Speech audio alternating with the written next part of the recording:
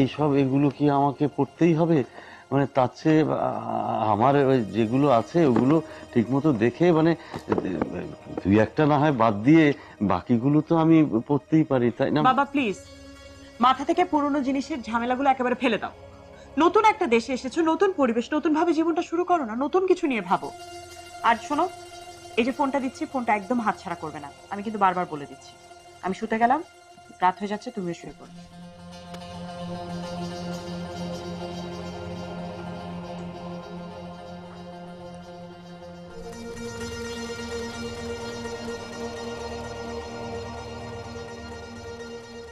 দেখলে তো কাণ্ড, যেটুকু আমার স্বাধীনতা ছিল সেটাও হরণ হয়ে গেল এই যে এই যন্ত্রের জন্য। এটা তো যন্ত্রণা, এটা হচ্ছে আসলে একটা যন্ত্রণা, স্বাধীনতা হরণ করার যন্ত্রণা, বুঝতে পেরেছ? কি হাসছো কেন?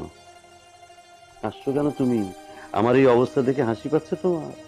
আরে যুদ্ধের সময় যে ট্রেনিং নিয়েছিলাম তখনও তো এত কষ্ট হয়নি, এই কদিনে যে কষ্ট হচ্ছে আমার। হ্যাঁ হাসো, হাসতেই থাকো, তুমি হাসতেই থাকো।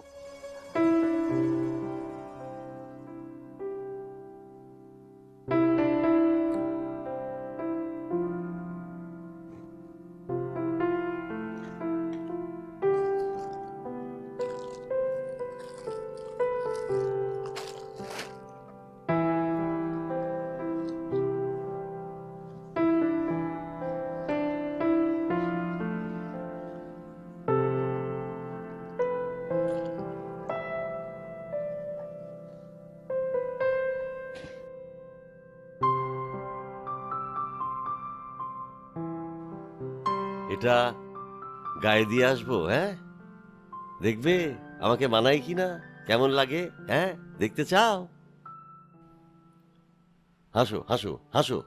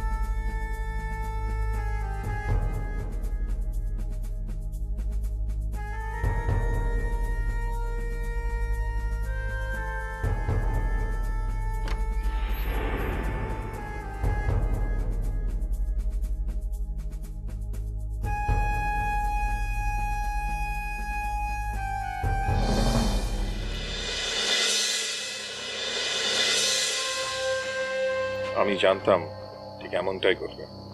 ভাইয়া, যা হয় ভালোর জন্যই হয়। আর যে কতটা ভালো হলো।